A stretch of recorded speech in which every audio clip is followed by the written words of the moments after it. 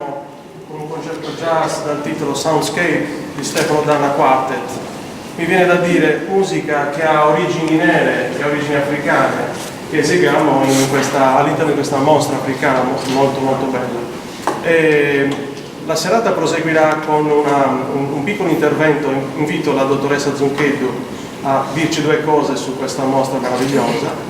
Poi alla fine del concerto avremo Akira Sakamoto, il pittore che ha realizzato ritratti dei bambini di Cagliari, e ci sposteremo a visitare la mostra appunto di Akira.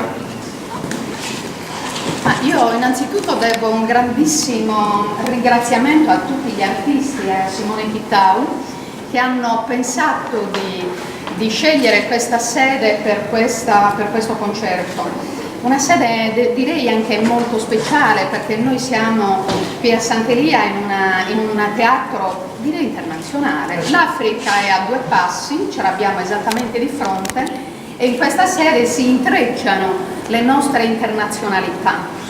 E Simone Chittau, non dimentichiamoci, ormai voi lo sapete molto bene, è un artista di levatura assolutamente internazionale, è sardo. Non solo torna lui alle sue radici, anche con molta sofferenza, come dobbiamo dirlo, come per tutti noi, costa molto quando si fanno le esperienze fuori tornare alla sofferenza della nostra terra, ma noi ce la mettiamo tutto per dare speranze ai giovani e speranze di riscossa a un popolo. Per cui siamo tutti felici e contenti di ritrovarci a Cagliari, nella nostra terra, a intrecciare anche le nostre esperienze internazionali, musica di altissimo livello, che poi Simone non è che torna solo, porta anche fior di artisti da tutto il mondo, quindi questo momento di scambio è un momento davvero molto importante. Il fatto che abbiano scelto questa sede, cioè la sede che ospita questa collezione etnografica, che nasce dalle relazioni mie personali con popoli africani. Non sono una collezionista, non vado nei mercati d'arte,